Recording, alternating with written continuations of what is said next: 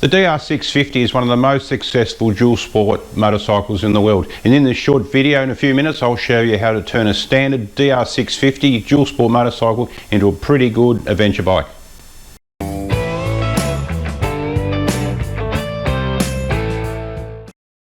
One of the first things I did when I purchased the bike is ditch the standard exhaust. It weighs about 7 kilos, it's really heavy and that's a lot of weight hanging back over the rear. I swapped it out for a straight through stain tune muffler, which I then went up one size on the main jet to get the tuning right, and it's given me around 8 to 10% better performance just in doing that alone. The second thing you can do is ditch the foot pegs on the rear. If you're not carrying a passenger, these together weigh nearly a kilo, so there's another weight saving. If you're considering doing long distance away from fuel stops, I recommend you swap out the standard DR fuel tank, which is around 12 litres, gives you a current range of around about 200 kilometres for something like the Sherbis 25 litre tank or a 20 litre tank. The tank I've got now is a 25 litre, which gives me well over 400 kilometres in range. One of the next things you should be considering changing are the standard tyres that come with the DR650. Now, these trail wings are okay for around town or delivering pizzas or going to school, but that's about it as far as I'm concerned. Once you get on the dirt or into a bit of slippery stuff, I don't rate them much at all.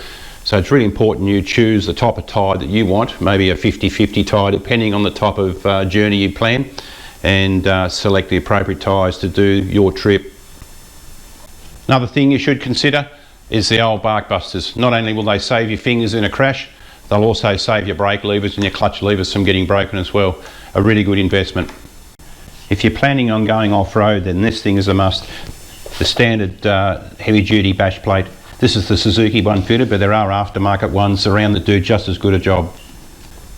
The next thing I'd strongly advise at looking at, if your budget will stretch, is the suspension setup.